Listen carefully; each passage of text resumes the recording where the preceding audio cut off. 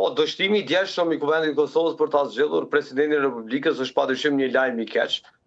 Në anën tjetër, destabiliteti institucional që po përcjell Kosovën jo vetëm në këtë vit, por edhe vitin e kaluar, është gjithsesi një humbje e madhe për shtetin e Kosovës.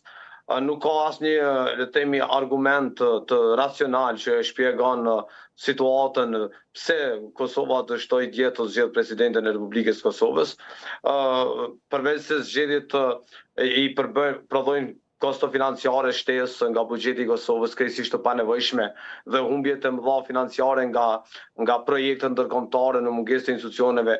Në anën tjetër, zgjedhjet nuk ofrojnë zgjidhje për sa i përket çështjes së presidentit. Të gjitha partitë politike janë të vetëdijshme për këtë, por duket që kalkulimet krejtësisht afatshkurtra, partijake të partive politike opozitare dhe një lloj barikadimi të vazhdueshëm në këta 16 muaj të fundit kundër qeverisë Kurti, ka bërë që Kosova kësaj të shkojë përsëri në zgjedhje të parakohshme.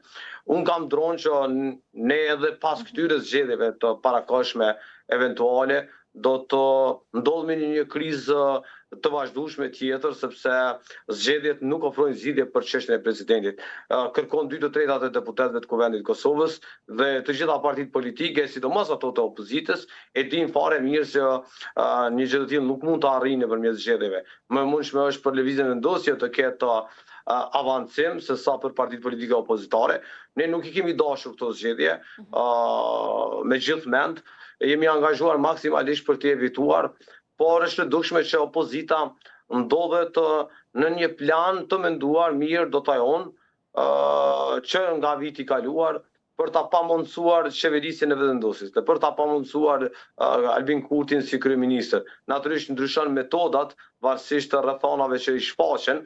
Vitin e kaluar e kishte bllokuar konstituimin e Kuvendit dhe kishin refuzuar koalicionin e qeverisës me lëvizjen vendosje, dhe si vjet, ku ne kishim votat e mjaftueshme për qeveri dhe për Kuvend, e bllokuan shtetin e Kosovës tek zgjedhja e presidentit të Republikës. Kjo çështje e opozitës është krejtësisht anti-institucionale, është sabotim për shtetin e Kosovës. Ata po besojnë që po e godasin edhe po e bllokojnë Albin Kurtin, por në fakt janë duke goditur drejt për drejt shtetin e Kosovës, po e kufizojnë progresin dhe ecjen përpara dhe po dëmtojnë